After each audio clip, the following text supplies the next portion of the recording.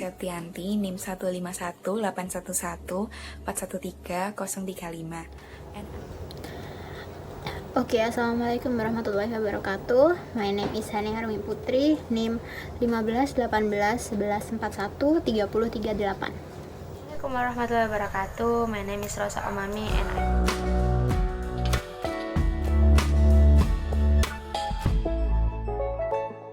want to tell you about Samudra Pasai Kingdom. First is the process of establishing a kingdom.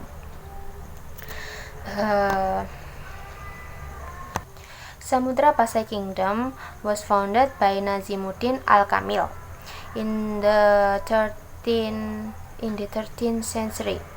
He was admiral of the sea from the Mesir. Initially, he was sent to seize the port of Cambayan in the Gujarat to be a place for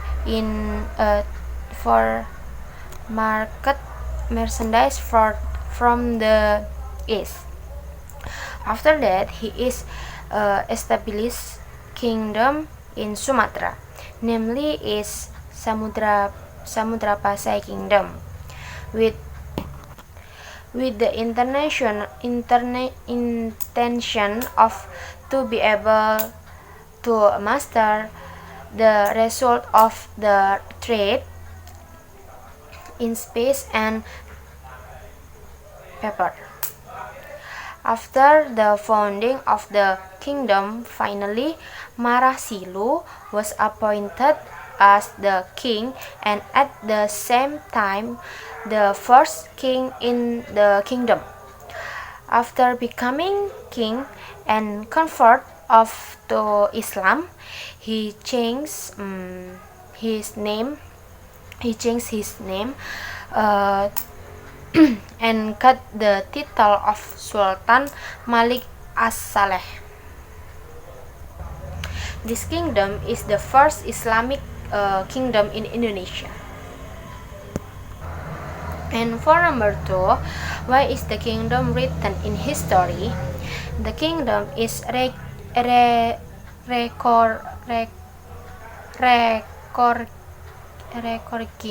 because it has a big influence on society, especially to Muslim. Because the kingdom of the Samudra Pasai is the first Islamic style kingdom in Indonesia. So that the spread of the Islam start when the Samudra Pasai was established, and with a strategic and royal place, traders and Islamic broadcasting spread rapidly through this trade. The glorious period of Samudra Pasai Kingdom is in Sultan Malik Tahir leadership. In his leadership, this kingdom evolved and became the international trading center. The condition of its harbor is full of sailors from Asia, Europe, Chinese, and Africa. This glory kingdom got the glory because of gathering all the small kingdom around that area, and he led from 1297 until 1326 Masehi. In history, from 13th until 16th century, this kingdom was known as the kingdom who has busiest harbor. In that time, Samudra Pasai can export 8 until 10,000 paper each year. Another commodity such as gold, silk, and camphor also exported to another kingdom or another country. The glory is also can be seen from their currency, which used to the payment instrument. Samudra Pasai also had good relation with Java Island. They did exchanging commodity. Not only about the trading center, Samudra Pasai also become the center of Islamic teachings. Okay, now after the glory of Samudra Pasai Kingdom, I will continue to the most important incident in Samudra Pasai Kingdom. The first important incident in Samudra Pasai Kingdom is when Majapahit attacks to Samudra Pasai Kingdom, and the second is when the son of Malikul Saleh, who is Abdullah, succeeded to Aru or now Barumun and have title as Sultan Malikul Mansur. I'm gonna tell you the royal lineage of Samudra Pasai Kingdom. Total, there are 13 kings that rule Samudra Pasai Kingdom. The first king is Sultan Malikul Saleh. Second, Sultan Muhammad Malikul Zahir. Third, Sultan Mahmud Malik Az-Zahir. Fourth, Sultan Malik Az-Zahir. Fifth, Sultan Ahmad Az-Zahir. Sixth, Sultan Zain Al-Abidin Malik Az-Zahir. Seventh, Sultan Nahrashia. Eighth, Sultan Salah ad-Din. Ninth, Sultan Abu Zahid Malik Az-Zahir. 10th, Sultan Mahmud Malik Az-Zahir. 11th, Sultan Malik Al-Abidin. 12th, Sultan Abdullah Al-Abidin. 13th,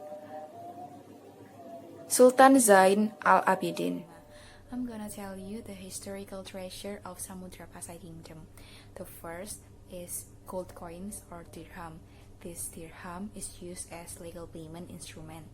Second is Chakradonya. Chakradonya is a large bell made of an iron given by Chinese emperor. The third is manuscript of Sultan Abidin's letter. This letter written in Arabic, and the content of this letter is the condition of Samudra Pasai back then. And the last thing is the tomb of Samudra Pasai kings and prime minister.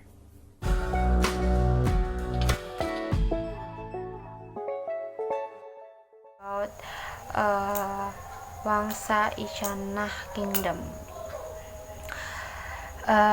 One, the process of establishing a kingdom. Isyana Wangsa Kingdom is one of kingdom in East Java, and the founded by Empu Sindok. Was title Sri Maharaja Rakai Hino Sri Isyana Wikramadharmatunggadewa. Empu Sindok was the king of the Sanjaya dynasty, descended who transferred power from the Central Java to East Java. And this movement led to the end of the Sanjaya dynasty, and the Isyana dynasty was born. Empu Sindok moved the kingdom of ancient Mataram to East Java because the Mount Merapi eruption, and was afraid to attack from the Sriwijaya. Untuk materi yang kedua yaitu mengapa Wangsa Isyana, kerajaan Wangsa Isyana ditulis dalam sejarah. Menurut kelompok kami, untuk yang pertama karena dilatar belakangi oleh desa tersebut, desa di kerajaan tersebut yang mengalami banjir secara terus-menerus sehingga merusak pemukiman dan juga pesawahan warga, sehingga pajak pun menurun dan rakyat pun sengsara. Akhirnya dibangunlah sebuah waduk oleh Raja Airlangga, sehingga Dengan adanya waduk tersebut, tujuannya yaitu memecah aliran Bengawan yang mengalir ke utara menjadi 3 bagian. Setelah dibangun waduk tersebut, rakyat senang, petani bisa bekerja kembali, dan sedangkan pedagang tak lagi khawatir berlayar di Bengawan. Airlangga tak berhenti di titik itu, karena beliau sadar bahwa bendungan itu harus dirawat karena ada segerombol orang yang ingin merusak bendungan tersebut. Dalam prasasti Kamalagian terdapat sebuah kata di mana untuk itulah penduduk desa Kamalagian dan Kalagianyan tinggal di tepi bendungan di Warinin Sabta itu. Okay, the most glory period of Madangkamulan or Wangsa Isyana or Mataram Jawa Kingdom was achieved when the Airlangga leadership, the life experience and the successful of Airlangga is told in Arjuna Wiwaha book, which is written by Empu Kanwa. In this book is tell us about Airlangga who asked his soldier to build embankment for the ship, cancel to the central government. After that leadership of Airlangga, Madangkamulan divided into two kingdom, Kediri Kingdom and Jenggala Kingdom. And now, after the glory of Wangsa Isana Kingdom, I will explain about important incident from Wangsa Isana or Madangkamulan Kingdom. So, in 103 Masehi, Dharma Wangsa, as a king of Wangsa Isana, tried to attack Sriwijaya Kingdom for taking over the central trading in Malacca Strait from Sriwijaya, but this attack is not successful. So Sriwijaya struck back to the Wangsa Isana Kingdom by the Wurawuri Kingdom. That's a small kingdom and led by the Sriwijaya Kingdom. This attack to Wangsa Isana Kingdom affected in the death of the Dharma Wangsa king. Next, I'm gonna tell you the royal lineage of Wangsa Isyana Kingdom. The first king is Mpu Sindok, and then Dharma Wangsa, and the last king is Prabu Airlangga or King Airlangga. And I'm gonna tell you the historical treasure of Wangsa Isyana Kingdom. The first thing is Lord Temple. Lord Temple was built by Mpu Sindok as a sign of appreciation of Anjuk Ladang citizen as their services during the war. Second is Songgoriti Temple, located in Batu Malang. Mpu Sindok was built this temple as a resting place for royal family. Third is Belahan Temple. King Airlangga built this bathhouse at 11th century. He built this bathhouse as his meditation place. And the fourth or the last thing is Pucangan Pertapaan. This is a ancient Sanskrit or Javanese inscription.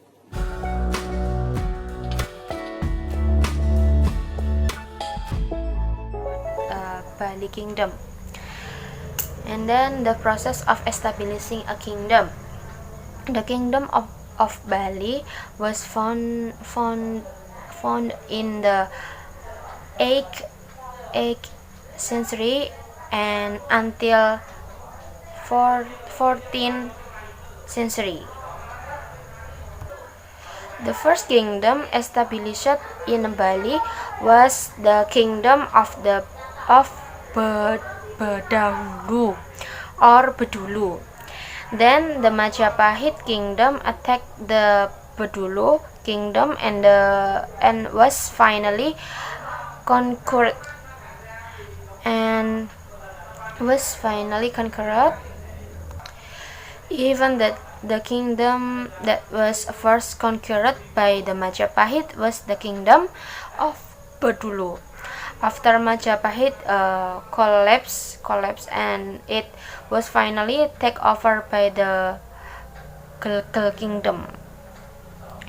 And after Gulgul kingdom, the continued by the Klungkung kingdom.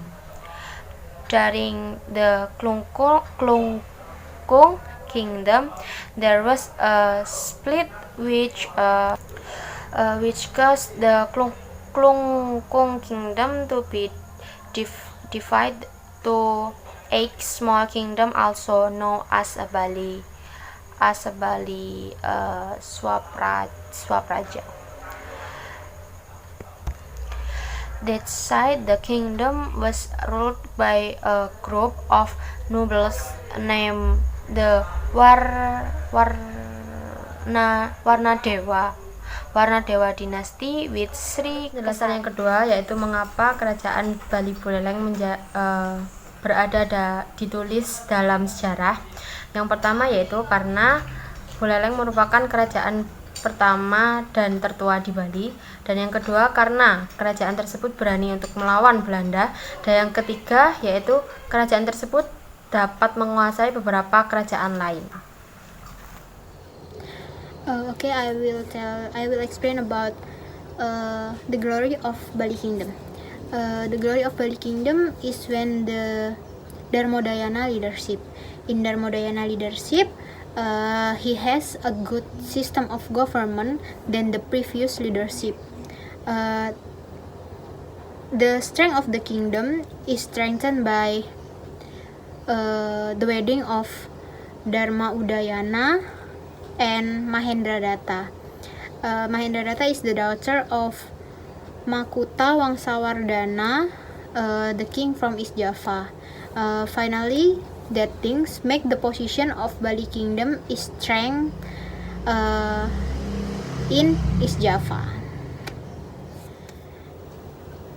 After the glory of Bali Kingdom, I will tell about the incident, the important incident in Bali Kingdom. The first is the death of Pati Kebo Iwa as the best Pati after Pati Gajah Mada. The second is development of Tirta Empul.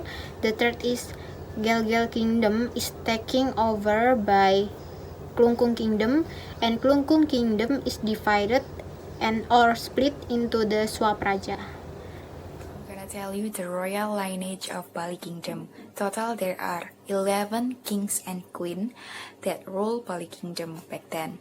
The first is Queen Sri Kesan Warmadewi.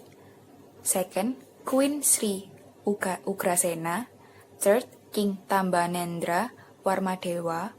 Fourth, King Jayasingha Warmadewa. Fifth, King Jayashadu Warmadewa. Sixth, Queen Sriwijaya Mahadewi. Seventh, King Dharma Udayana Warmadewa. Eighth, King Maraka Marakata. Ninth, King Anak Wungsu. 10th, King Jayasakti. And last, King pendahulu before Gajah Mada conquered Majapahit territory on Bali Kingdom. 035. And I'm gonna tell you the historical treasure of Bali Kingdom. There are 4 inscriptions and 4 temples. These inscriptions are Plajong, Panglapuran, Panulisan, and Anak Wungsu. And this temple is Wasan, Pura Agung, Mengening, and Wasan.